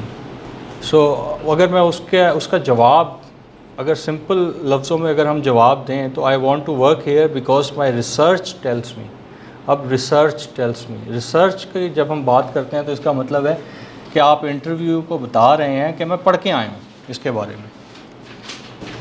Tales me you are a responsible organisation with an impressive track record of success. Working for this organization will allow me to meet like-minded people. Like-minded people कौन होते हैं कि जो हम ख्याल लोग होते हैं। हम ख्याल लोग कौन होते हैं? जिनकी सोच आपस में यकसां होती है। ठीक है, सो जब आप उनको ये बताते हैं कि इस तरह के जो लफ्ज़ होते हैं ना, बेसिकली वो बहुत इम्पैक्ट डाल रहे होते हैं। जैसे लाइक माइंडेड हो गया, क्यों? क्योंकि उसको एक 30 मिनट के इंटरव्यू में, जो इंटरव्यू है ना, उसने जितना आपको जज करना है ना, वो आपकी पर्सनैलिटी, आपकी गुफ्तगू से ही करना है, उसने आपसे काम करवा के नहीं देखना, ठीक है। सो आपने उसको बताना है कि वाई यू आर फिट। जब आप कहते हैं ना लाइक माइंडेड, तो उसको जब आप रिसर्च का वर्ड यूज़ कर रहे हैं, रिसर्च का, तो इसका मतलब है आपने सबसे पहले उसे बता दिया कि मैं इस ऑर्गेनाइजेशन के बारे में पढ़ के आया हूँ। फिर आप वर्ड यूज़ कर रहे हैं लाइक माइंडेड पीपल, कि हम ख्याल लोग मेरे, ठीक है। तो उसको ये भी पता लग रहा है कि रिसर्च की इसका भी जो माइंडसेट है वो सेम है जो इस ऑर्गेनाइजेशन में लोग काम कर रहे हैं, उनके साथ मैच कंपैटिबल है। सो ऑर्गेनाइजेशंस नॉर्मली जो है वो कंपैटिबल, पोटेंशियल कंपैटिबिलिटी वाले लोग ढूंढ रही होती हैं। इट इज़ नॉट नेसेसरी कि आपके वो स्किल सेट्स हैं या नहीं हैं। कंपनीज गो फॉर एटीट्यूड, काम हर कोई सिखा देता है, हर ऑर्गेनाइजेशन जो है उसको काम सिखाना आता है, ठीक है। वहाँ पर लोग होते हैं जो आप, जाहिर सी बात है हर किसी ने पहली बार स्टार्ट लेना होता है। जब स्टार्ट लेता है तो किसी को कोई काम नहीं आ रहा होता, ऑफिस जाता है। इवन जो 5 साल 6 साल जिनका एक्सपीरियंस होता है, अक्सर वो लोग घबरा रहे होते हैं जब नई जगह पे जाते हैं, पता नहीं कैसा होगा। सो कंपनीज़ जो हैं वो उनको टाइम देती हैं टू एडजस्ट। जब हम प्रोबेशन की बात करते हैं ना, वो टाइम बेसिकली एडजस्टमेंट टाइम होता है आपका। सो आपने उसके अंदर फ्लेक्सिबल रहना है, मोटिवेट रहना है, उसके अंदर आपने लोगों के साथ ताल्लुक़ अच्छे बनाने हैं। सो इसका मतलब ये है कि आप उस ऑर्गेनाइजेशन के अंदर एडजस्ट हो रहे हैं, ठीक है। परफॉर्मेंस, कीपिंग परफॉर्मेंस असाइड, ये जो फैक्टर्स हैं ये बहुत वाज़ेह फैक्टर होते हैं जो कि एक इंडिविजुअल को आगे की तरफ लेकर जा रहे होते हैं। फॉर एग्ज़ाम्पल,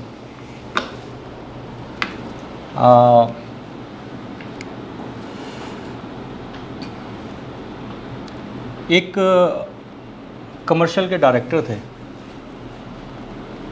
और वैल्यूएशंस हो रही थी परफॉर्मेंस अप्रेजल्स। तो उनका जब अप्रेज़ल आया तो उनको ग्रेड जो था वो बी मिला, लेकिन उनके लोगों के साथ he was good at building relations. So उसके जो रिलेशंस थे जिन्होंने फाइनल अप्रूव साइन करने थे उनके साथ बहुत अच्छे थे। उसके जो बॉस थे, एग्जिस्टिंग बॉस था उस डायरेक्टर कमर्शियल का, उसके बॉस ने उसको ग्रेड दिया बी। और नेक्स्ट लेवल जो था वो सीईओ था जिनके पास साइन होने के लिए जाना था। जब वो साइन होने के लिए गया तो वहाँ पर उसके रिलेशन अच्छे थे, तो उन्होंने बी को ए+ कर दिया और उन्होंने उनके बॉस को लेटर लिखा कि जी आपने इनको बी क्यों दिए। सो समटाइम्स इम्पैक्ट पड़ रहा होता है आपकी परफॉर्मेंस का। नॉर्मली क्या होता है, आप जिन लोगों के साथ काम कर रहे होते हैं, अक्सर लोग, अगर हम ऑनेस्ट बात करें तो पाकिस्तान है, पाकिस्तान में नेपोटिज़म बहुत है, फेवरेटिज़म बहुत है, ठीक है।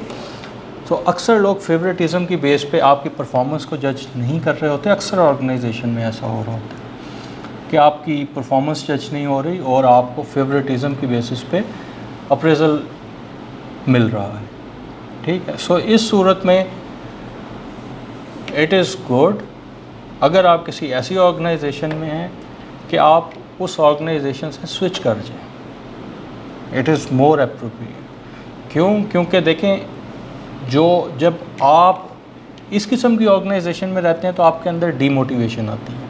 जब आप डीमोटिवेट होते हैं तो आपकी वजह से आपके घर वाले, आप एक स्ट्रेस लेकर जा रहे हो ऑफिस से, राइट। जब आप स्ट्रेस लेकर जा रहे हो तो आपके फ्रेंड्स एंड फैमिली, उनको इफ़ेक्ट हो रहा होता है वो सम हाउ द अदर। अक्सर औक़ात हमें फ़ील नहीं हो रहा होता इस चीज़ का, लेकिन इट इज़ गुड कि आप एक ऐसे कल्चर में जाएं जहां पे आपके लाइक माइंडेड पीपल हों। और इसके लिए रिसर्च, ठीक है। सैलरी एक्सपेक्टेशंस, यहाँ पे आके काम रुक जाता है। सब कुछ हम करते हैं, बंदा ढूंढते हैं, हम कहते हैं 2.5 लाख देंगे, वो कहता है मैं तो 5 लाख से कम वाला बंदा ही नहीं हूँ, ठीक है। हम 25,000 वाला बंदा ढूंढते हैं, वो कहता है जी मैं 40,000 लूँगा। बेंचमार्किंग जो है वो मिसाल के तौर पे 30,000 की सेट है। मैं आपको एक मार्केट की एग्जांपल दे रहा हूँ कि ऐसा होता है, ठीक है। फॉर एग्जांपल, आप एक ड्राइवर ढूंढने की कोशिश कर रहे हैं। एक ऑर्गेनाइजेशन में एक ड्राइवर है, वो ढूंढना है। अब गवर्नमेंट की मिनिमम वेज है 25,000, वो ड्राइवर है 8 साल 6 साल उसने गाड़ी चलाई है, वो कहता है जी मैं तो अपने एक्सपीरियंस की बेस पे पैसे लूँगा, मैं तो 40,000 वाला बंदा हूँ, मैं 56,000 वाला बंदा हूँ, 60,000 वाला बंदा हूँ। ठीक है, होते हैं शेफर्स जो मतलब कि एस क्लास गाड़ियाँ होती हैं, सी क्लास गाड़ियाँ होती हैं, उनके ड्राइवर्स इसी तरह होते हैं। ठीक है, सो आपको उनकी एक्सपर्टीज़ के मुताबिक डील करना पड़ता है। अब एक एग्जेक्टिव लेवल या ऑफिसर लेवल या असिस्टेंट मैनेजर लेवल, कुछ ऑर्गेनाइजेशन है असिस्टेंट मैनेजर को मिसाल के तौर पे 40,000 पे कर रही है, कुछ ऑर्गेनाइजेशन है असिस्टेंट मैनेजर को 2.25 लाख रुपए पे कर रही है। ठीक है, अब अगर आप एक ऐसी कंपनी में जाते हैं जहाँ पे असिस्टेंट मैनेजर को 1 लाख रुपया पे कर रहे हैं और आप जाके कहते हैं जी मैं 40,000 रुपया लूँगा on the assistant manager role, वो ऑर्गेनाइजेशन में हो सकता है आपका इंटरव्यू बहुत अच्छा हुआ लेकिन वो ऑर्गेनाइजेशन शायद आपको ना रखे। उसकी वजह ये है कि जो आपका थिंकिंग प्रोसेस है वो मैच नहीं कर रहा with that particular organisation. So interview पे जाने से पहले कुछ वेबसाइट्स हैं जैसे ग्लासडोर है, ठीक है, Indeed.com है, इन पे रिव्यूज़ होते हैं। हर ऑर्गेनाइजेशन के जो एम्प्लॉयज़ हैं उसके बारे में रिव्यूज़ लिखते हैं। ग्लासडोर जो है वो सबसे अच्छी रिव्यूज़ के बारे में ऑर्गेनाइजेशन वो वेबसाइट है जिसमें आपको सैलरी के रिव्यूज़ मिलेंगे कि इस पोजीशन पे ये सैलरी है, इस पोजीशन पे ये सैलरी है। वो कौन दे रहा होता है? वो एग्जिस्टिंग एम्प्लॉयज़ दे रहे होते हैं, ठीक है, वो एक्स एम्प्लॉयज़ दे रहे होते हैं, या वो लोग दे रहे होते हैं जिन्होंने ऑफ़र एक्सेप्ट करके रिजेक्ट कर दी। ठीक है, उस पे आपको इंटरव्यूज़ में किस किस्म के सवाल आएंगे, इन दैट पर्टिकुलर ऑर्गेनाइजेशन किस किस्म के सवाल पूछे जाते हैं वो बताएंगे। आपने किस किस्म का ड्रेस पहनना है ड्यूरिंग द इंटरव्यू वो बताया जाएगा। अब फॉर एग्जांपल आप आईटी कंपनीज़ में जाएं तो कैजुअल इज़ ओके, ठीक है, आप जीन्स की पैंट और टी शर्ट पहन जाएं, कोई आपको नहीं पूछेगा इन आईटी कंपनी। आप एफएमसीजी में जाएं,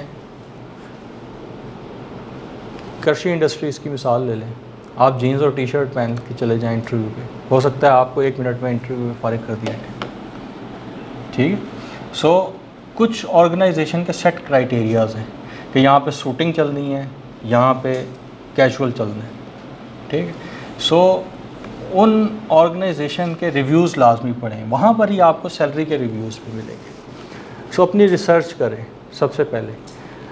जो लोग अपग्रेड कर रहे होते हैं नॉर्मली, जब सेम टू सेम मूव कर रहे होते हैं ना, उसमें इतना डिफरेंस नॉर्मली नहीं होता। मार्केट का एक पेट रूल है, फॉर एग्जांपल अगर गवर्नमेंट 25,000 रुपये दे रही है ना मिनिमम वेज, तो ऐसी ऑर्गेनाइजेशंस जिसमें एक जगह पे ज़्यादा लोग हैं ना, एक फॉर एग्जांपल हम रिटेलर्स की बात कर लेते हैं, स्टोर्स की बात कर लेते हैं, हो सकता है वहाँ पर उनको 25,000 पैसे ना मिल रहे हैं।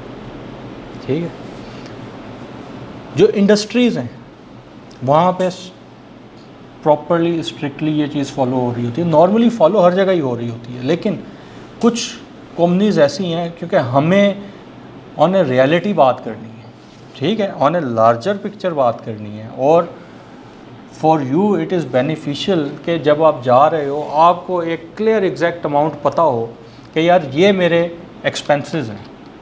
ठीक है, मिसाल के तौर पे आपका मंथली एक्सपेंस जो है, आपका पर्सनल एक्सपेंस एक इंडिविजुअल का फॉर एग्जांपल मैं कहता हूँ 60,000 या 80,000 है। अगर वो आपको जहाँ पर आप जॉब के लिए जा रहे हैं और आपने 30,000 वाली जॉब अप्लाई की है, तो दैट डजंट सूट्स यू। समझ रहे हैं बात? आप 30,000 वाली जॉब के साथ कंपैटिबल ही नहीं है। अगर आपका मंथली एक्सपेंस जो है वो 80,000 है तो आप उसके लिए सूटेबल नहीं हैं उस जॉब के लिए। क्यों? अगर आपकी जॉब हो भी गई और आपके घर का रेंट ही 30,000 रुपये है, तो फिर आप आने जाने के पैसे कहाँ से लगाएंगे? जेब से लगाएंगे, खाने के कहाँ से लगाएंगे? सो आप नहीं जाएंगे। सो जब आप जॉब अप्लाई कर रहे होते हैं, अक्सर ज़्यादातर जॉब्स में सैलरी लिखी हुई होती है अगर आप ऑनलाइन अप्लाई कर रहे हैं, या जब आप ऑनलाइन अप्लाई कर रहे हैं तो अक्सर लोगों की जान पहचान होती है उस ऑर्गेनाइजेशन में, तो एक एवरेज आउट आप ले लें या ग्लास डोर पे जाके आप चेक कर लें अप्लाई करने से पहले। उससे होता ये है कि जब हम एप्लीकेशन भेजते हैं ना तो हमारी उम्मीदें बन जाती हैं कि मैंने अप्लाई किया हुआ है, मुझे कॉल आनी है, ठीक है। सो उस कॉल का कोई फ़ायदा नहीं है अगर वो आपके मेयार पे ही नहीं है, ठीक है। अगर फॉर एग्ज़ाम्पल एक बंदा है बीबीए किया है और उसने अप्लाई कर दिया ऑफिसर लेवल पे, ठीक है। अब मैं ऐसी ऑर्गेनाइजेशंस को जानता हूँ, कुछ पाकिस्तान में ऐसी छोटी ऑर्गेनाइजेशंस काम कर रही हैं जो अभी ग्रोइंग फेज़ में है, मतलब कि जिनमें 20 या 30 लोग काम कर रहे होंगे। वो बीबीए को 25,000 रुपये पे करते हैं या 28,000 रुपये पे करते हैं, जबकि मार्केट का नॉर्मल एवरेज रेट ग्रेजुएट का इस वक्त 45,000 है। 45 से शुरू होता है और 80 तक जाता है, इवन 1 लाख रुपीज़ तक जाता है, ठीक है, depending upon candidates efficiency. Number 1, efficiency से क्या मुराद है, उसके प्रीवियस ग्रेड्स, उसके अंदर कितना पोटेंशियल टू ग्रो है, वो कितना उसके अंदर फ्लेक्सिबिलिटी है to align himself, to change himself and align with the mission and vision of the organisation, ठीक है। सो नॉर्मली जब आप इंटरव्यू पे जाते हैं तो आपको ये पता होना चाहिए कि मेरी ये एक्सपेक्टेशंस हैं, and it is not bad to ask. जब आप कॉल रिसीव करते हैं इंटरव्यू के लिए, आप उस वक्त पूछ लें चाहिए, अगर आपको इन्फॉर्मेशन नहीं मिली तो आप उस वक्त पूछ लें कि जी इसकी सैलरी क्या है इस पोजीशन के अगेंस्ट, अप्रॉक्सीमेटली बता दें, मुझे एग्जैक्ट ना बताएं चाहे, क्योंकि एचआर नॉर्मली सैलरी नहीं बताता, वो कहता है जी हम फ्लेक्सिबल हैं, आप आ जाएं देखते हैं। आप उन्हें बोलें कि मुझे अप्रॉक्सीमेटली बता दें क्या है, क्या रेंज है, रेंज बता दें, चलें, आप एक फ़िगर नहीं दे सकते। लेकिन सबसे पहले तो नॉर्मली आपको ख़ुद रिसर्च करनी चाहिए। अच्छा, अब आपको कॉल आ गई है, ठीक है, और आप ले रहे हैं 40,000, कंपनी ऑफ़र कर रही है 1,40,000, कॉल आपको आ गई है, ठीक है। अब आप कहते हैं यार जॉब मिल जाए मुझे, बड़ा डिफरेंस है। तो आपके पास कोई रीज़निंग होनी चाहिए टू जस्टिफाई कि यार मेरी ये वर्थ है भी, क्योंकि पैसे जो होते हैं ना वो 2-3 चीज़ों पे मिल रहे होते हैं। एक काम के पैसे होते हैं, टू बी वेरी ऑनेस्ट, ठीक है, लेकिन वर्थ जस्टिफाई करना इज़ वेरी इंपॉर्टेंट कि मुझे जो पैसे मिल रहे हैं मैं उसके काबिल भी हूँ। हम जब एक्सपेक्टेशंस होती हैं ना हमारी, वो हमेशा हाई होती हैं, हम ज़्यादा पैसे बता रहे होते हैं, अक्सर हम कहते हैं निगोशिएट करेगा तोड़ेंगे, वही पाकिस्तानी वाला हिसाब है, 20,000 ऊपर बता के तो 10,000 छोड़ देंगे, ठीक है, तो 10,000 तो आएंगे ना। सो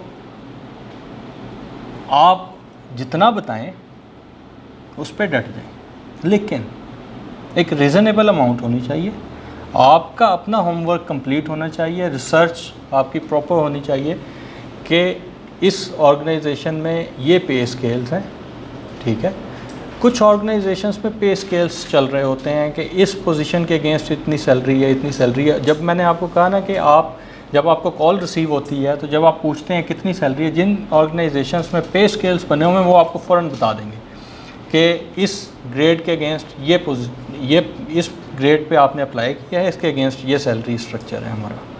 सो उसमें निगोशिएट हो नहीं सकता, उसमें फिर आपको आइडिया हो जाता है कि आपने ये जॉब करनी है या इंटरव्यू पे जाना है या नहीं जाना। Why? Because fuel is costing, ठीक है, आपका टाइम।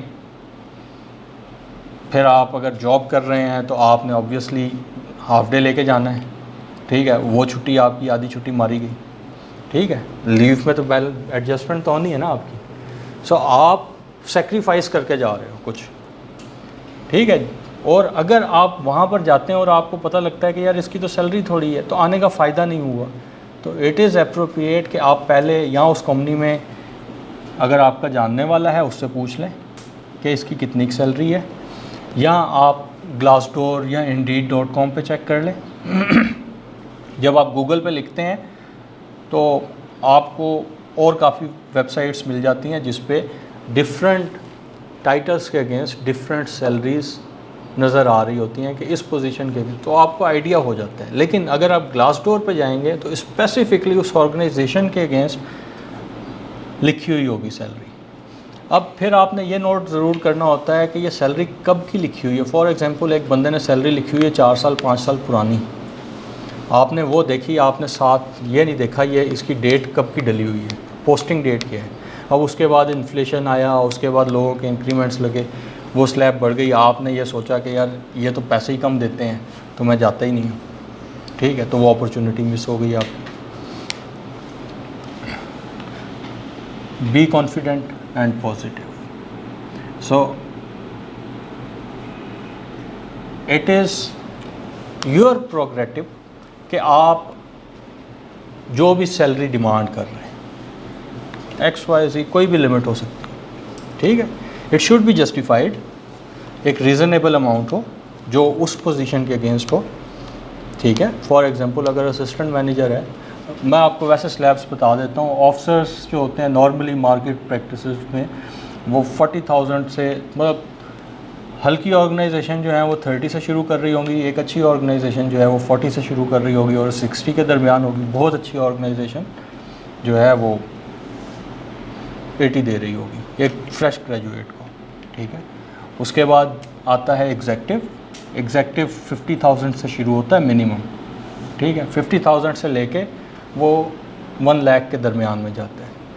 असिस्टेंट मैनेजर 50,000 से शुरू होता है और 1,50,000 तक जाता है अच्छी ऑर्गेनाइजेशंस में, ठीक, और बहुत अच्छी ऑर्गेनाइजेशंस में वो 2 लाख तक जाता है। फिर मैनेजर आ जाता है, ठीक है, मैनेजर शुरू हो जाता है 80,000 से, 80,000 से लेके मैनेजर 2.25 लाख 2.5 लाख तक जाता है। अब बहुत गैप बढ़ता जाता है, ठीक है, गैप बहुत ज़्यादा बढ़ गया। फिर डिपार्टमेंट हेड्स आ जाते हैं या डायरेक्टर्स आ जाते हैं, वो 2 लाख से लेके 10 लाख 16 लाख रुपए तक होते हैं, गैप और मज़ीद बढ़ गया, ठीक है। वीपीज़ आ जाते हैं, वीपीज़ जो होते हैं वो 5 लाख 4 लाख से लेके आगे डिपेंड करता है 10 लाख, गैप वहाँ पर ही रहा, ठीक है। सीईओज़ आ जाते हैं कंपनीज़ के, वो डिपेंड कर रहा होता है 4 लाख 5 लाख से लेके, सो इस तरह स्लैब्स चल रही होती हैं।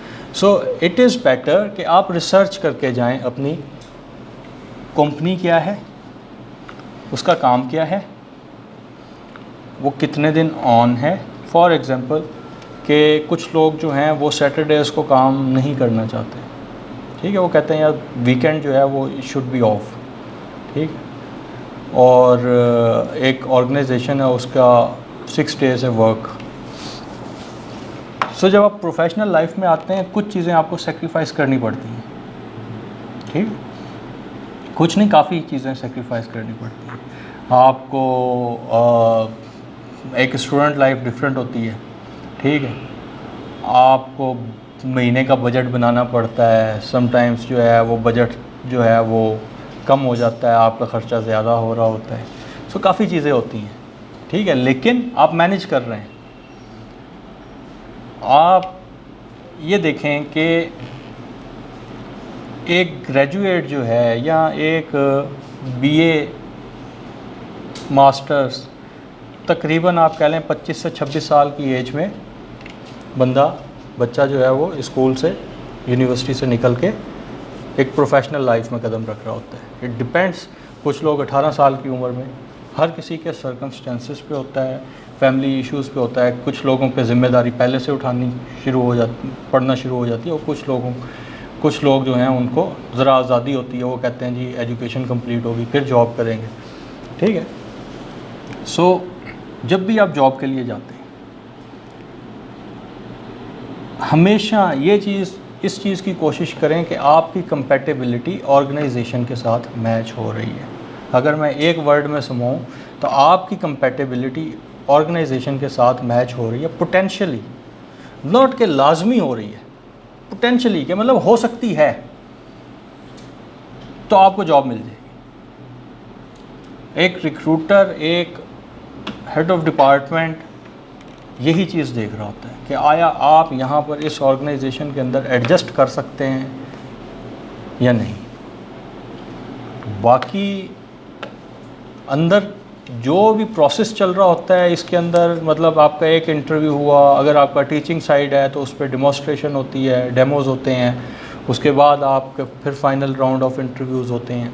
अगर आप एज ए इंजीनियर जा रहे हैं तो आपका रिटन टेस्ट हो रहा है पहले, उसके बाद आपके इंटरव्यूज़ कंडक्ट हो रहे हैं, जो भी पैटर्न है, ठीक है। एक तो हो गया एकेडमिक साइड, वो तो हर ऑर्गेनाइजेशन ने पूछनी है। फॉर एग्ज़ाम्पल जो मैंने पहले बात की कि अगर आपकी एकेडमिक्स ही पूरी नहीं है, एक जॉब है जिसमें इंजीनियरिंग की डिग्री है या MBBS की डिग्री पे कोई इंटरमीडिएट वाला अगर अप्लाई करता है तो उसको बुलाएंगे? नहीं बुलाएंगे, ठीक है। तो सबसे पहले क्वालिफ़िकेशन अगर मैच कर जाती है, आप ऑर्गेनाइजेशनल, आप इंस्टीट्यूशनल जो साइड है वो स्किप कर जाए। वो कैसे कि अक्सर एड्स में लिखा होता है कि इन यूनिवर्सिटीज़ के लोग अप्लाई करें, आप अप्लाई कर दें, समझ रहे हैं, लेकिन आपकी क्वालिफ़िकेशन पूरी होनी चाहिए उस पोजीशन के लिए। उसके बाद जो सैलरी, मेन चीज़ जो होती है सैलरी नेगोशिएशंस। आपको अक्सर लोग रिजिड हो जाते हैं इन ए सेंस के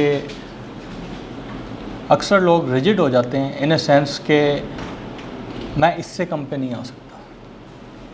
सो अपने अंदर जब आप ये शो करते हैं कि मैं फ्लेक्सिबल हूँ, फ्लेक्सिबिलिटी शो करते हैं, पहले आप शो करके आ रहे हैं। अक्सर औकात आप जब टेस्ट दे रहे, अक्सर ऑर्गेनाइजेशंस में होता है टेस्ट जो है, स्क्रीनिंग टेस्ट देने पड़ते हैं आपको। आप जाएंगे, आपको कंप्यूटर दे देंगे, उस पर आपने टेस्ट दिए। अब उसके अंदर सवाल था, डिफरेंट सवाल होते हैं कि आया आप फ्लेक्सिबल हैं या नहीं है, डिफरेंट तरीके से पूछे जा सकते हैं। वहाँ पर आपने लिख दिया मैं फ्लेक्सिबल हूँ, उन्होंने आपको उसकी बेसिस पे ऑफ़र करने लगे हैं जब, तो आप कहते हैं जी मैं फ्लेक्सिबल नहीं हूँ, तो हो सकता है वो ऑफ़र दे ही ना, वो उसी वक्त ऑफ़र खींच लें आपसे। सो फ्लेक्सिबिलिटी शो करनी है, उनको ये दिखाना है कि मैं फ्लेक्सिबल हूँ, मैं open for negotiations, I am open for negotiations, simple. अगर कोई आपसे ये पूछता है बिफोर द इंटरव्यू कि आपकी क्या, व्हाट आर द एक्सपेक्टेशंस हैं, जो आप सैलरी ले रहे हैं वो सच सच बताएं। वाई? बिकॉज HR के बहुत सारे प्रोसेसेस होते हैं जिसमें थर्ड पार्टीज़ इन्वॉल्व होती हैं या ऑर्गेनाइजेशंस इन्वॉल्व होती हैं। समटाइम्स ऐसा होता है कि कैंडिडेट झूठ बोल जाता है। अपनी एप्लीकेशन के दौरान कभी भी झूठ ना बोलें। जो अच्छे तेज़ HR होते हैं वो जब बंदा सेलेक्ट कर रहे होते हैं वो 10 जगह से इंफॉर्मेशन गैदर कर रहे होते हैं, ठीक है।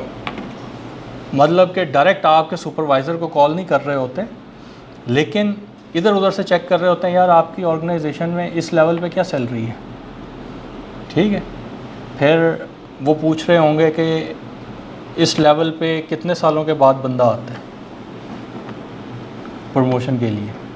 सो अक्सर औकात हम झूठ बोल जाते हैं। जब आप झूठ बोलेंगे तो अगर आप ड्यूरिंग द प्रोसेस पकड़े जाते हैं या after recruitment, after selection, recruitment and selection आप पकड़े जाते हैं, किस at any stage, either you have spent और सर्व 10 years इन एन ऑर्गेनाइजेशन और उसमें 10 सालों के बाद झूठ खुल जाता है, तो भी आपकी टर्मिनेशन हो जाती है, डिसकंटिन्यूशन ऑफ सर्विस हो जाती है। And this is not an ethically it is not a good thing. जो आप हैं वो रखें। इवन दो आप 40,000 सैलरी ले रहे हैं, डिमांड आपकी लाख की है, डजेंट मैटर।